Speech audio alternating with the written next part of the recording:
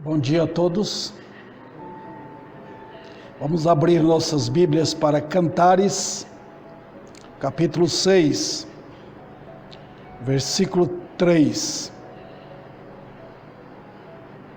Cantares, capítulo 6, versículo 3. Eu sou do meu amado, e o meu amado é meu. Ele pastoreia entre os lírios. Vamos orar? Bendito Pai, cheio da confiança em Ti, é que prestamos este culto em louvor a Deus, em honras à Tua palavra, pois queremos vê-la exaltada, glorificada, buscada e amada, palavra de Deus. Nestes dias maus, cheios da torrente da iniquidade, queremos encher o nosso país e o mundo com a Tua verdade, meu Deus. Vem sobre este lugar e dá a Tua presença aqui para expor a Tua palavra, para denunciar o pecado, o diabo, exaltar a glória do nosso Senhor nesta manhã. Pedimos, Senhor, Tuas misericórdias por mim, porque preciso delas para expor a Tua palavra com sabedoria. E para todos quantos ouvirem, o Senhor lhes dê também graça, compreensão e aplicação na vida, para a glória de Deus, em nome de Cristo, amém. Eu quero pregar nesta manhã sobre a confissão de uma vida santa. A confissão de uma vida santa. Eu gosto muito do livro de Cantares. Alguns têm este livro como livro de um romance de um homem com sua esposa e vice-versa, né? Dela com seu marido. Mas tudo bem que eles traduzam assim, preguem assim, e que seja benéfico ou benéfica a pregação que tenha para as famílias, né? Nós precisamos disso. E de fato, Cantares ajuda muito. É óbvio que tem linguagem Cantares que você jamais falaria, tá? Por exemplo, o marido elogiando a esposa. Eu te comparo a égua de Faraó. Você jamais falaria isso para a sua esposa. Ela pegaria um pau e bateria na sua cabeça. Agora, eu vejo assim, o livro de Cantares é uma exposição clara e simbólica do amor de Cristo para com a sua esposa. Aliás, queridos irmãos, duas coisas eu tenho que falar sobre isso. Primeiro, o Velho Testamento todo tem por objetivo de explicar Jesus. A Bíblia não tem esse interesse primário de servir as famílias, unir casais. O alvo da Bíblia é glorificação de Cristo. Você vê isso na Bíblia inteira. Jesus fala sobre isso aí em João. A Bíblia no Velho Testamento fala sobre ele.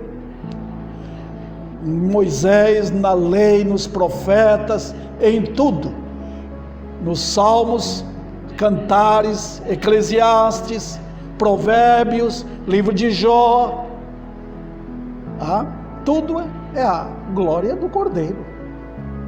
Uma outra razão que eu quero trazer aqui é a seguinte: é que você precisa em Cantares algo que se harmonize e traz uma luz para o que é ensinado a respeito de Cristo e a igreja, em especial no livro de Efésios e no livro de Colossenses. Nós precisamos disso. E Cantares é isto, tá? Mas eu tenho um terceiro argumento aqui, que eu creio que é de valor. É que quando você lê Cantares, você perceberá que a linguagem é mais do que um mero romance entre um homem e uma mulher. A linguagem é divina, é gloriosa. É a voz de Deus e a voz da noiva, a voz do Senhor e a voz da noiva, contando isso para nós. Então o livro de Cantares está cheio disso. Então quem nunca se interessou, achou um livro assim, que não dá para ler, porque nem o nome de Deus tem no livro de Cantares, espera um pouquinho. Você precisa voltar a ler, porque é maravilhoso esse livro. Seus ensinos são preciosos. E futuramente eu terei mais para pregar nesse livro de Cantares, porque ele está cheio dessas minas preciosas, os diamantes que Deus tem deixado para a igreja, para o seu povo. Então nós podemos edificar nossas vidas aqui. Mas ao tratar de romance também, há um romance sim, um romance entre Cristo e a igreja. Ora, esse romance está em todo o Velho Testamento. É impossível você ler, por exemplo, os livros proféticos, sem ver essa linguagem romântica de Deus. Um Deus que pronuncia em amor, com amor eterno eu te amei. Ele fala isto. É impossível você ler o livro de Oséias sem perceber a linguagem de um Deus que vê Israel, foi o caso de Israel, norte de Israel, abandonando a Deus, e Deus com ciúme do seu povo, como um marido que foi traído. Isso é linguagem de um amor verdadeiro, de um amor que busca. Outro detalhe é para nós também. Quando você lê o livro de Oséias, você vê a sua vida, a vida do crente. Como é esta vida dele? Quem eu era? Como foi que eu abandonei Deus? Como foi que eu fui um traidor, um adúltero no meu viver? Como busquei os ídolos desta vida para que eles me abençoassem em minha vida pecaminosa? Incrível! Mas essa é a história. Contai-me a velha história, como diz aquele nosso cantor, contai-me. E eu estou contando em Cantares. Outro detalhe aqui é que nós vemos a noiva. E aqui eu quero passar para vocês a confissão dela. Nós vemos muito a confissão de Cristo: eu te amei. Em Efésios diz: Cristo amou a igreja e a si mesmo se entregou para ela. Mas aqui nesse texto nós vemos a confissão da esposa. E antes de entrar na mensagem, eu quero dizer que é próprio que a vida particular de cada crente deve expressar continuamente esta gloriosa confissão. Significa a vida cristã, que a vida cristã é uma vida de confissão. De uma forma ou de outra, eu estou confessando de quem eu sou. Se eu sou, vamos colocar em outras palavras, eu sou de um amado. Quem é esse amado? É Cristo ou outra coisa? Você vai perceber isso no viver. Então, 4 coisas, rapidamente na introdução aqui, eu quero passar para vocês. A primeira é: o crente é unido a Cristo como a esposa é unida ao marido. E nós sabemos disso. Nesta época que tudo está sendo invertido, né? A mulher querendo ocupar o lugar do marido e o marido sendo puxado para o lado da mulher. Tudo, os valores criados por Deus e permanentes, Satanás está querendo atacá-los. Mas a Bíblia não muda. Eu disse que os valores são permanentes. A mulher é unida ao marido. Quando eu casei com a minha esposa, ela passou a ter o meu nome. Nós fomos unidos a Cristo e passamos a ser chamados de cristãos.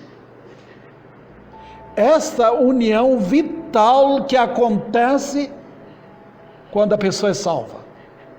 Quando a pessoa se rende a Cristo, ela é unida ao Senhor. Então, quando eu falo de igreja, eu estou falando coletivamente.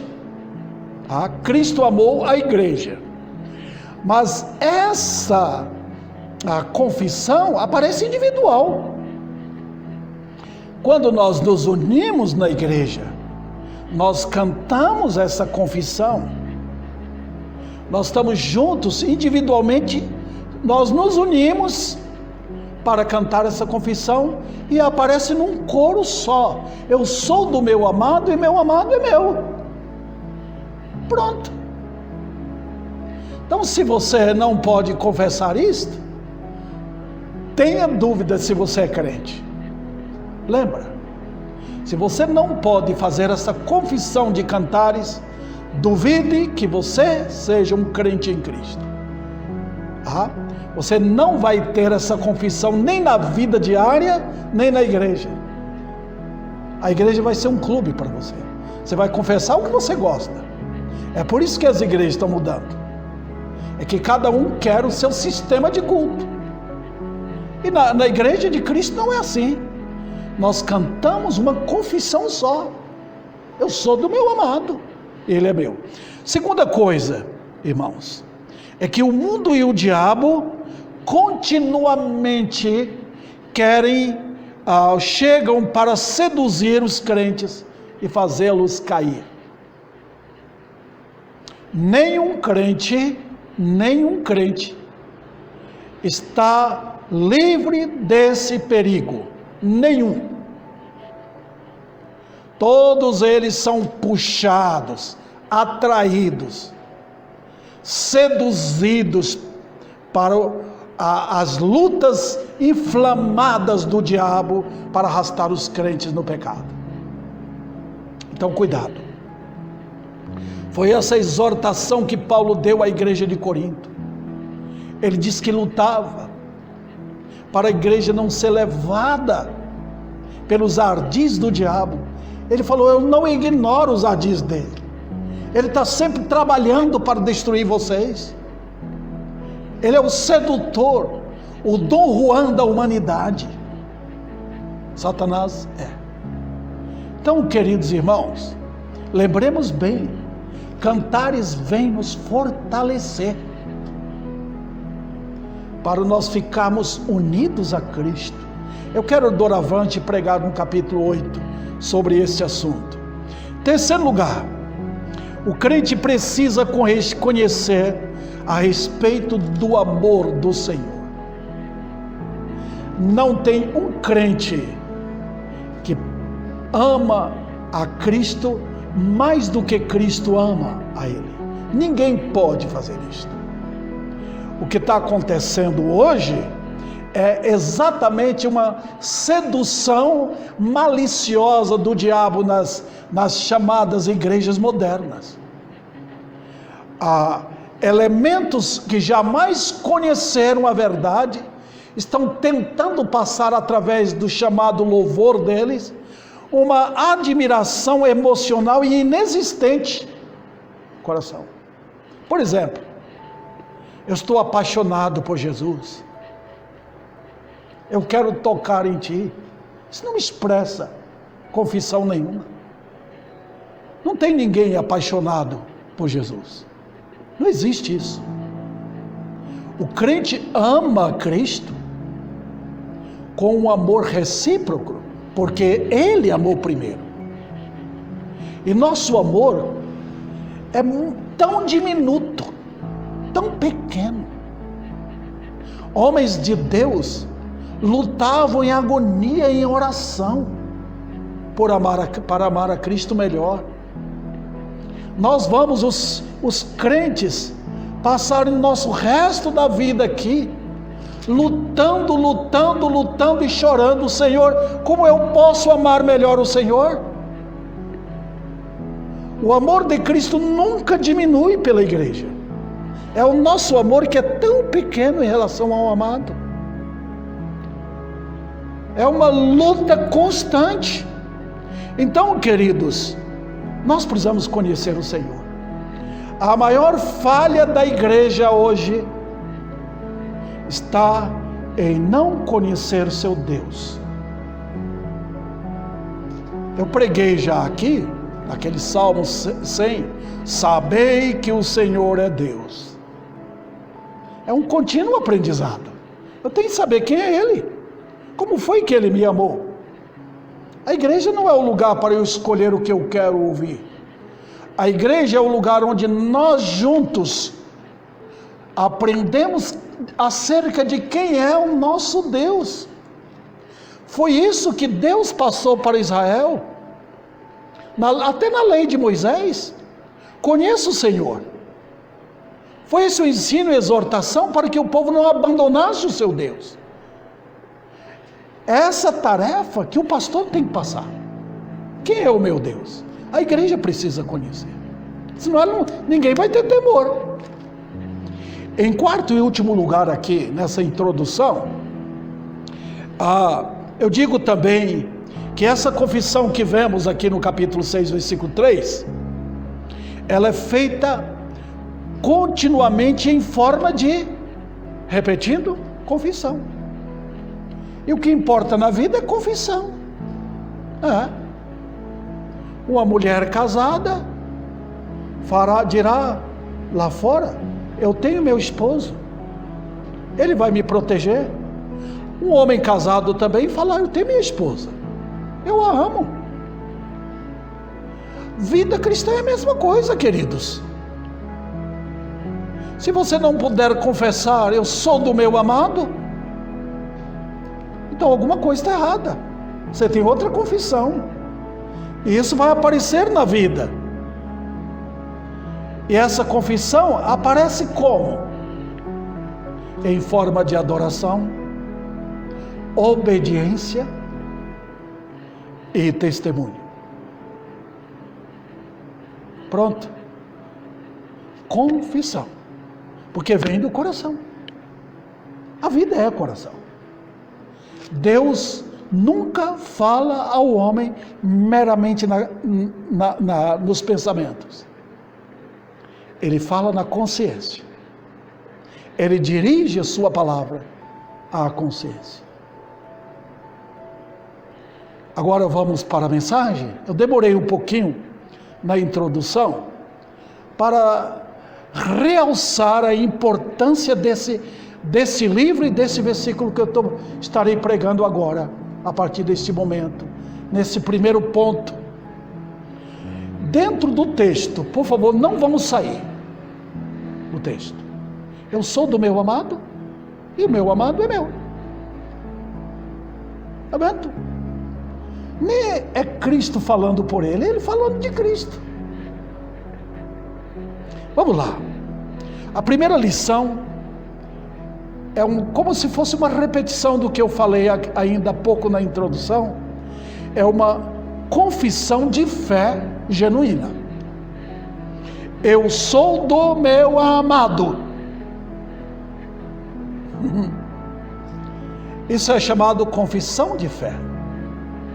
E eu vou repetir aqui o que eu já falei muitas vezes na igreja, nas pregações. Vida cristã é fé. O justo viverá da fé. E qual a diferença da fé verdadeira para a fé que não é genuína? Você pode observar o leite, de longe dizer aquilo é leite, é branco, está no saquinho, mas pode ser uma falsificação, né? Pode ser algum líquido branco que foi misturado ali, não é leite coisa nenhuma. Satanás falsifica a fé.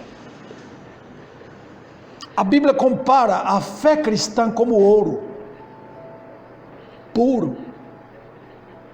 E o ouro puro é provado. Você vê aquelas procuras por ouro que acontecem muito nos Estados Unidos, né? Vão atrás. Quando eles encontram o ouro, aquele ouro passa pelo fogo, altíssima temperatura para purificá-lo. A vida cristã é a mesma coisa. Pedro fala sobre isso no capítulo 1 da sua primeira carta. Como ouro provado. O crente é provado. O não crente não é. Você vê a fé de um não crente. Eu já vi milhares de pessoas assim, professando crer. Mas quando chega a prova, não suporta. Muitos, eu já até batizei pessoas que disseram serem crentes, mas quando chegou a prova, não aguentaram. Já vi isso, abandonaram. Então, queridos, você tem uma fé, mas se não for a fé genuína, você não vai aguentar. O crente é provado. De quem ele é? Ele pertence a Cristo ou ele pertence ao mundo? Então vamos adiante para expor isto. Parte dos lábios de alguém que foi salvo. Eu sempre estou dizendo aqui, a salvação moderna apresentada hoje não é bíblica, porque não tem perdido. Hoje salvação é algo banal, basta você fazer uma decisão, eles dizem que você é salvo. Não existe isso na Bíblia. Não. Eu reconheço minha perdição. Não tem necessidade de chorar. Não tem necessidade de sentir. Não tem necessidade de cair no chão gritando. É uma convicção pessoal de que eu ofendi a Deus, eu desonrei a Deus, que a palavra dele me julga e ela está certa. Eu que estou errado. É por esta razão que os apóstolos pregavam o quê? Arrependei-vos e convertei-vos. As duas coisas combinam. Elas solidificam ou manifestam a fé genuína. Quando a gente fala para alguém crer no Senhor, é porque aquela pessoa já realmente tem se arrependido e convertido. Foi isso que Paulo falou com o carcereiro. Crê no Senhor. Estava ali um homem caído aos pés de Paulo. O que eu farei para ser salvo? Ele não precisava falar arrependei-vos e convertei-vos. Estava ali um homem realmente entendendo a situação dele. Então, queridos, é um perigo declarar algo que não é verdade, porque logo vem à tona. Logo. Se eu declaro que eu sou do meu amado, quando na realidade eu não sou, esta a confissão vai logo ser testada na minha vida. Não adianta você falar que que ama Jesus, se a vida não está provando, se você não é obediente a Ele, se você não se converteu de todo o coração, você não ama.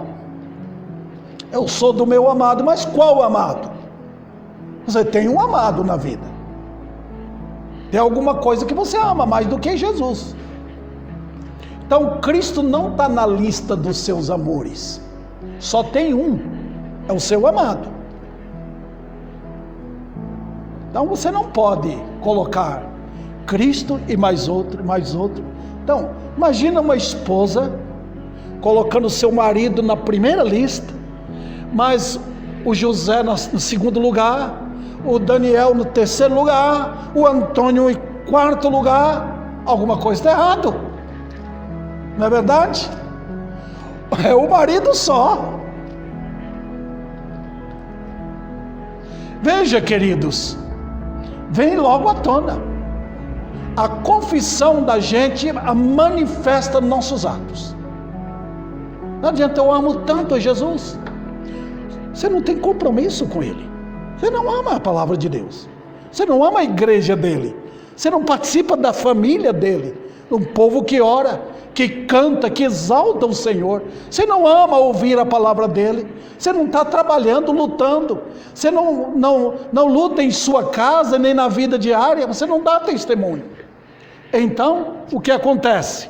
É que você tem outro amado. E o seu amado é outro, não Jesus. Outro detalhe, irmãos. Parte de alguém que conhece a pessoa que ele amou. Precisa conhecer Cristo. Precisa.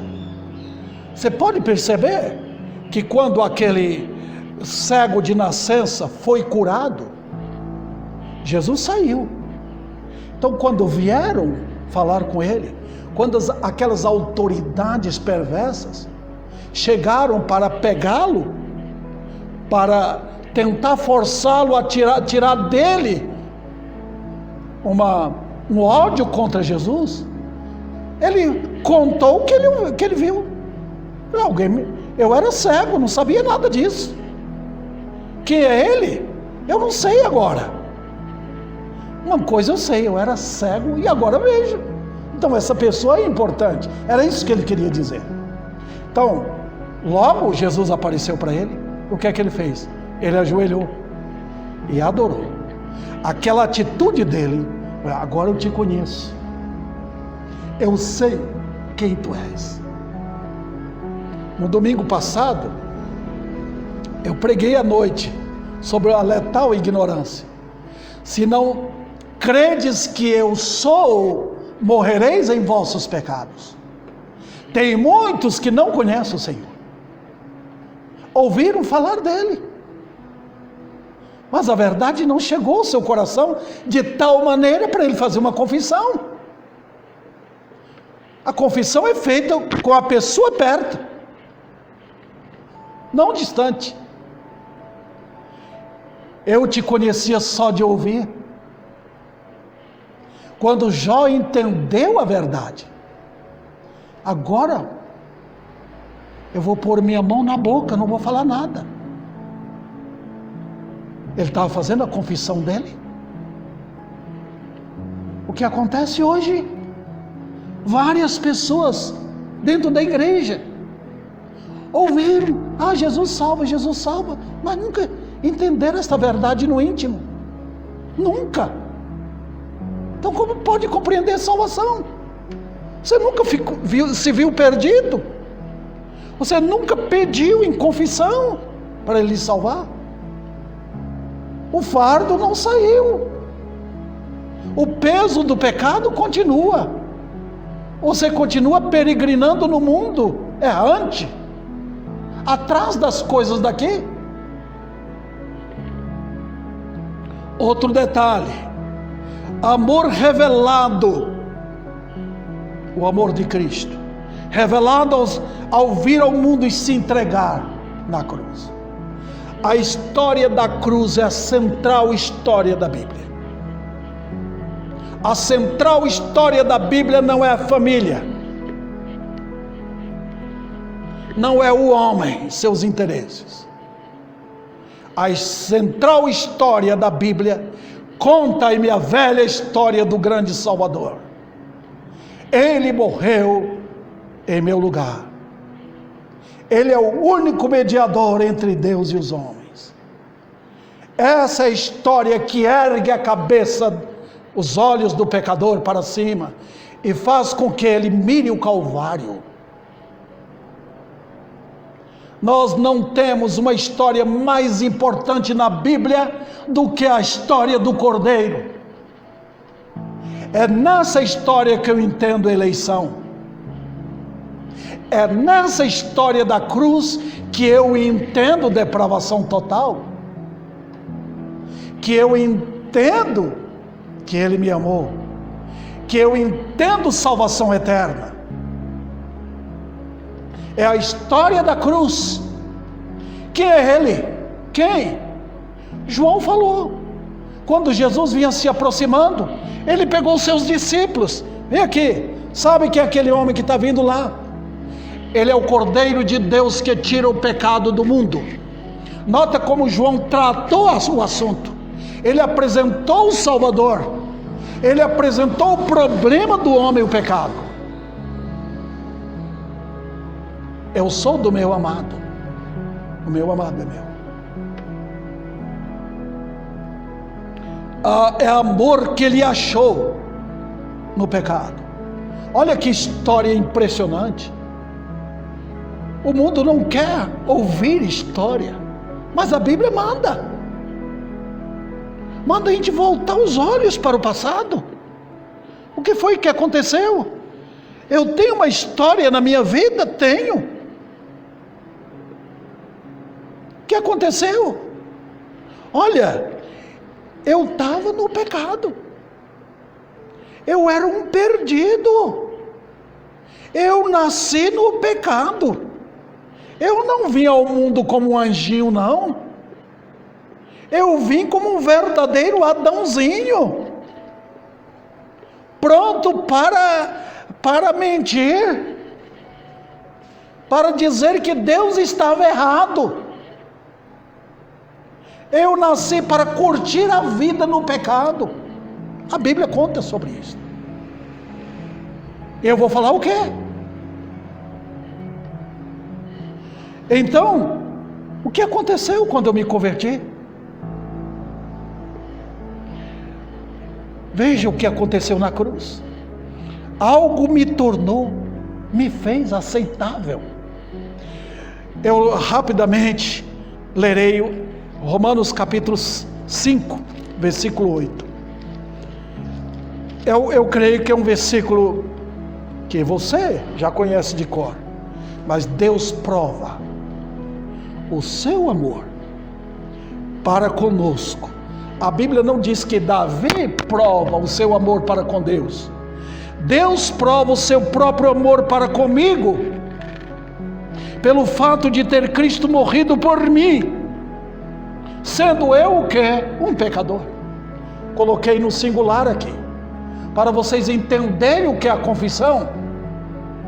Veja o que aconteceu. A minha história em um versículo só está bem narrada, bem contada. Veja como Deus não colocou em muitas palavras, para que eu pudesse entender. Isso vem à tona na confissão. Eu sou do meu amado. Outro detalhe, queridos,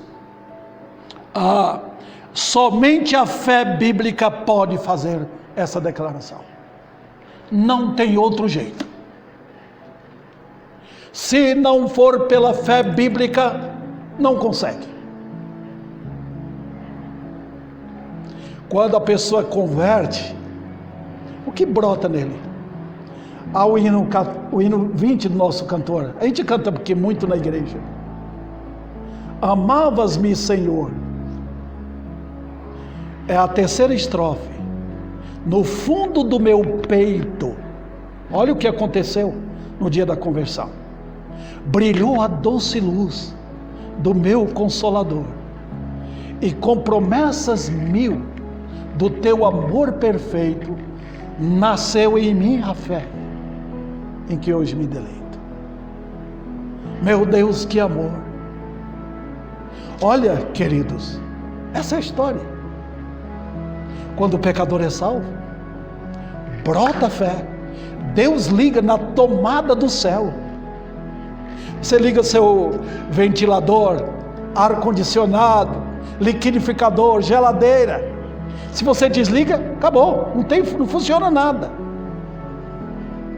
A fé natural, ela tem ligação aqui na vida.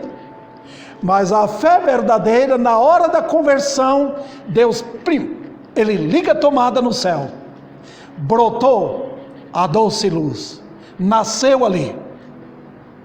Deus abre os olhos e faz o pecador ver o que ele nunca viu. Nasceu em minha fé em que hoje me deleito. Veja, queridos, esta fé bíblica, nós lidamos hoje, até dentro das igrejas, com a chamada fé natural. Ela é perigosíssima fé, venenosa fé, que não vem de Deus, é do homem. Eu vejo muitos, até pastores, condenando essa fé bíblica aqui, porque crê que todo mundo tem fé. Todo mundo tem fé, até o diabo tem, os demônios creem. Eu não estou falando dessa fé natural, eu estou falando da fé verdadeira, que começa na hora da conversão. Foi assim com o ladrão na cruz, foi assim com aquela mulher adúltera que Jesus a salvou, foi assim com Paulo. Começa com a fé bíblica e continua, e ela nunca paga. Deus nunca vai arrancar a tomada, não, é obra do Espírito de Deus. Começa ali e vai para sempre. É dessa fé que brota um novo homem, crentes genuínos, nascidos de novo, homens e mulheres piedosos, confessando a sua fé. Se sua fé não é bíblica, não tem valor. Se você não tem a palavra de Deus como a luz que brilha no seu andar, então você não tem a fé bíblica. Então, queridos, a respeito dessa fé, eu quero dizer aqui a vocês, ela é racional. A fé pregada no Brasil hoje é comumente emocional. Olha os cultos. O culto é tudo emoção, não razão. A Bíblia lida com a razão. A Bíblia vai aqui na cabeça. Ela faz você pensar.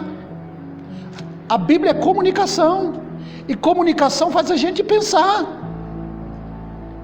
Faz a gente entender. Então, quando Deus lida aqui, Ele leva luz para a gente conhecer a verdade. Então, o salão da vida da gente ilumina tudo. Deus não leva um pequeno faroletinho aceso, não. Ele ilumina a alma, leva as emoções. Veja a festa que há lá dentro. Então, queridos, é racional, não emocional.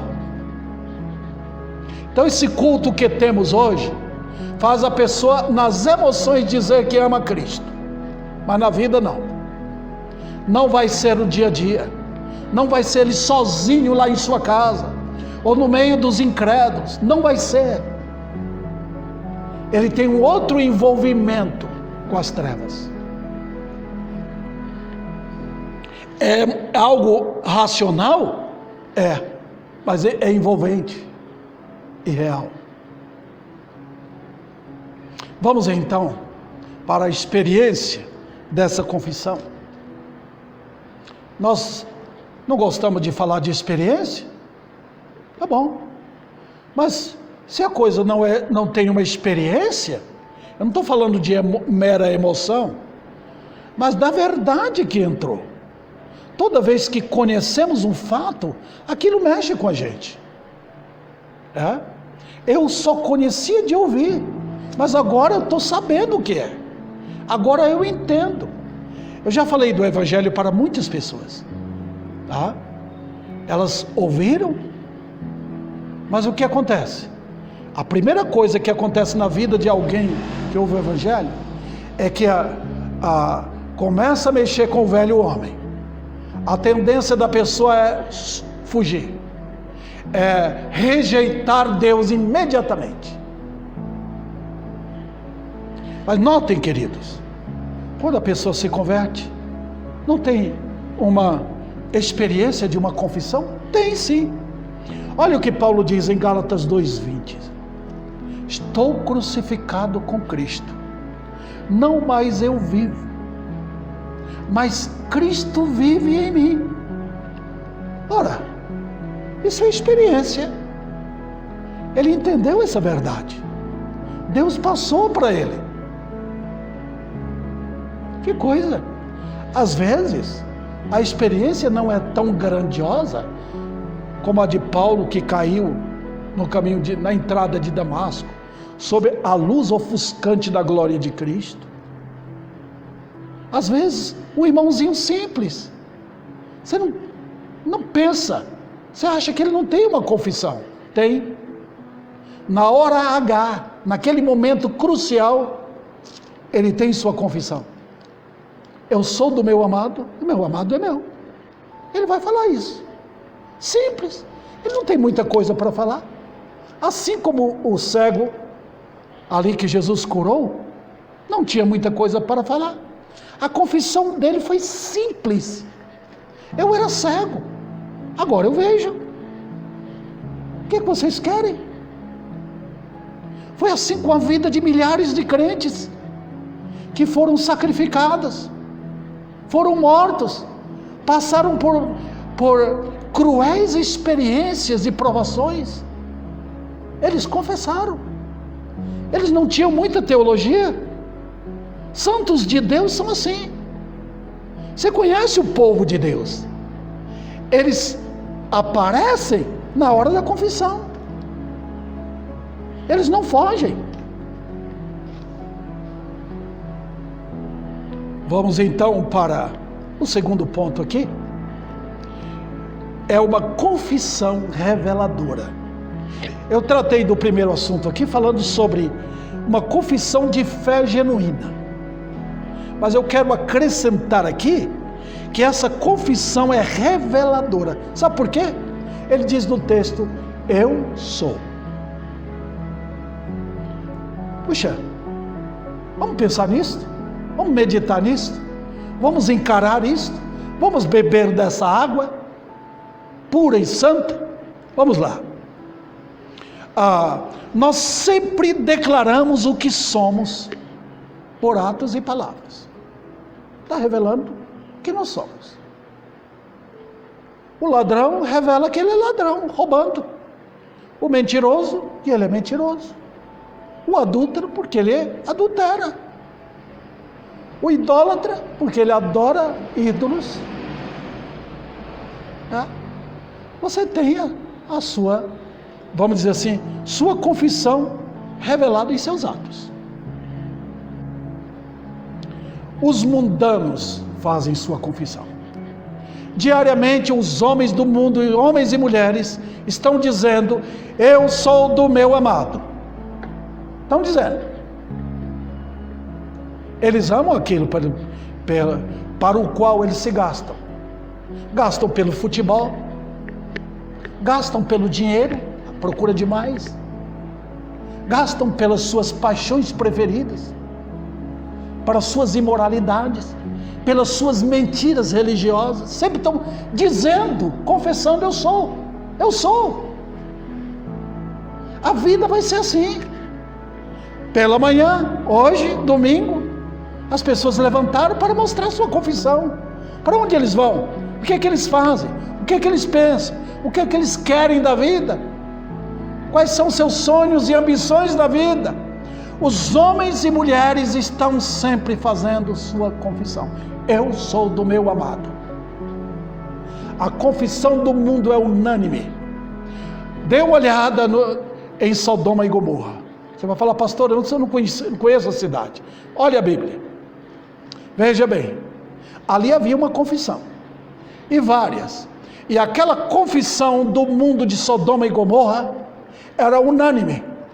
Nem todos eram homossexuais, nem todos eram sodomitas, nem todos eram perversos como aqueles que tentaram acabar com os anjos ali. Não. Tinha pessoas que casavam, davam em casamento, plantavam, cultivavam, construíam. Mas a confissão era unânime, era a confissão do mundo. Todos trabalhavam para o bem de Sodoma. Nem todo mundo se assenta na roda dos escarnecedores. Muitos têm os seus conselhos, conforme diz Salmo 1. Veja bem, o mundo é assim. É criado de tal maneira que forma o mundo. É confissão, queridos. Sai para evangelizar. Falem do pecado, da glória de Cristo, você verá a confissão das pessoas. Agora, o mundo e Satanás sempre estão convidando a confissão. Sempre. Vai ser assim. O convite do mundo e de Satanás é para a minha confissão. Ao pé do Monte Sinai, aquelas milhares de pessoas em Israel fizeram o bezerro de ouro e fizeram a confissão deles. O que eles queriam? Nós queremos uma divindade. Esse é o Deus que nós temos. Moisés não está aqui, não estou vendo nenhuma divindade aqui perto. Olha os atos da incredulidade. Então eles criaram a própria divindade deles para curtir. Eles queriam celebrar o mundo no deserto. O mundo é assim. O mundo é sempre enfeitado para a sua confissão. Então, quando o crente confessa, isso é um tapa no rosto do diabo. É o crente declarando: eu não quero isso. Eu não quero suas oferendas. Eu tenho a minha confissão. Está vendo aqui? Como Satanás odeia isto. Veja bem, a confissão eu sou torna-se algo assombroso para o diabo. Então eu já vi muitos crentes que quando vem a prova eles dizem: não aguento, vou abandonar. Muitos começaram bem e abandonaram, porque foram pressionados. As circunstâncias pressionam. O mundo hoje está habilitadíssimo. Homens, mulheres, moças e rapazes, todos habilitados para pressionar a confissão dos que se chamam crentes. O que é que você gosta? Nós temos o mundo que é nosso, nós temos nosso costume, nós temos nosso padrão. Nós não queremos igreja, não queremos ouvir da palavra de Deus, não. Nós temos nosso tipo de religião, nosso tipo de louvor nós temos nossa vida. Nós queremos no cinema, nós queremos ir no clube, nós não queremos compromisso, nós não queremos ouvir de santidade de vida, não. Nós queremos o mundo como ele é. Você quer ou não quer? Então eles vão pressionando, eles vão chegando. Foi assim que aqueles homens cercaram a casa de Ló. Olha quem são esses homens que estão aí dentro. O mundo vai pressionando a vida daquele que é crente. Então por quê? Porque quando chega alguém que realmente é aquilo, que não se curva perante as insinuações mundanas, então eles ficam assombrados.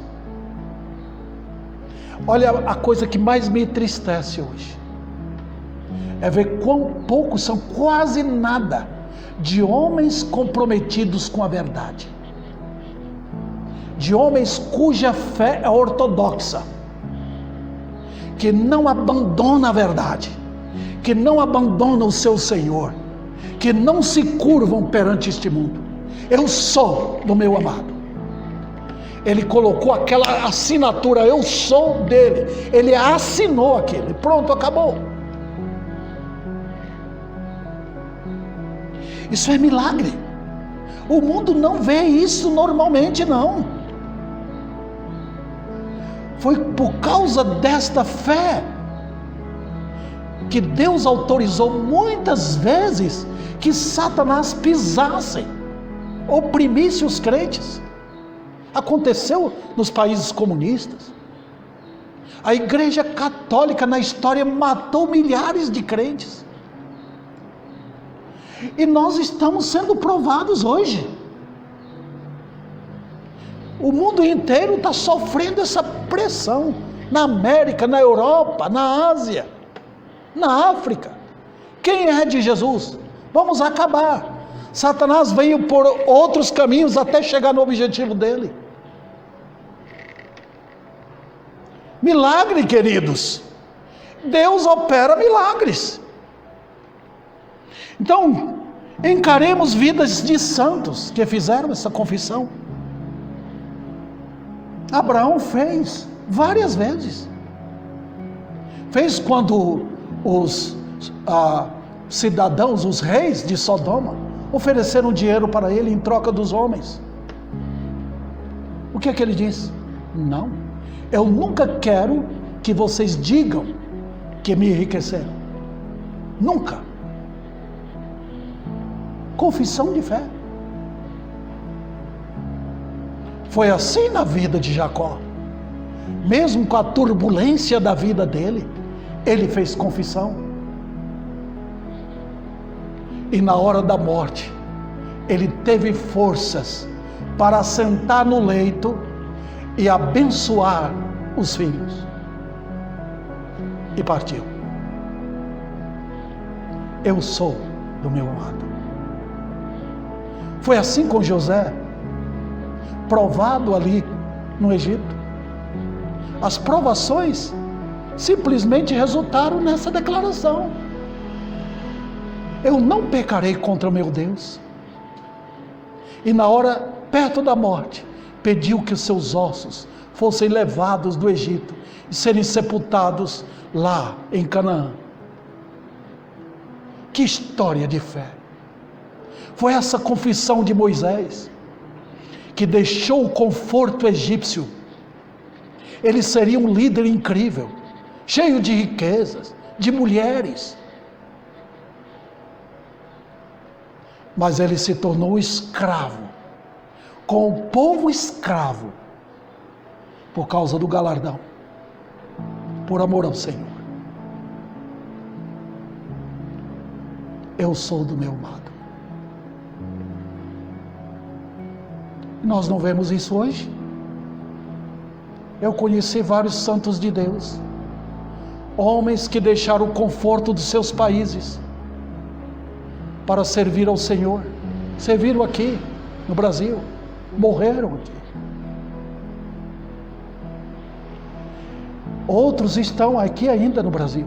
Então, eu vou ser sepultado aqui, não vou voltar para o meu país mais. Eu sou do meu amado. Homens e mulheres simples que morreram, cantando, muitos cantaram o cântico de Sião. Eu sou do meu amado. Então, queridos, eu quero completar esta mensagem hoje. Eu não vou terminá-la, vou terminar domingo que vem. Mas eu quero completar essa majestosa obra de arte vista ali no livro de Cantares. Tornam-se nulas as investidas de Satanás. Satanás investe firme para atacar. Mas quando encontra esta obra, essa assinatura no coração, eu sou do meu amado, aparecendo nos lábios e nos atos, ninguém pode, ele foge. Sempre Satanás foge da fé verdadeira, ele não suporta. Satanás não tem medo de gritos, de barulhos, de louvor, de emoções, isso não espanta o inimigo. Mas quando ele vê resistência, ele foge. Eu sou do meu amado, o meu amado é meu. Oh, queridos, que vocês que são crentes, meditem nisto. Qual é a sua confissão? É a confissão de uma vida santa, que pertence só a Jesus? Só a Ele? Ou Ele está na sua lista de amores, que você pensa que está? Mas eu quero aqui trazer os crentes para este versículo. Agora, humildemente confesse, irmão, que você é do Senhor. Não tema. Talvez alguma coisa tenha lhe puxado para o mundo, lhe atraído para este mundo maligno, e você está com a vida quase indo longe. Será que você não está sendo seduzido pelo diabo para esquecer do seu amado? Volte agora. Talvez, enquanto eu prego, tenha algum pecador que está impressionado com a obra da redenção, que viu os seus pecados, não sabe como ser limpo dos seus pecados, não, e agora quer ser salvo. Sabe, se você tem essa confissão de querer Jesus como seu Salvador, está arrependido dos seus pecados e quer viver por Ele e para Ele, é agora o momento dessa confissão de entrega a Cristo, para Ele ser o seu Salvador e Senhor.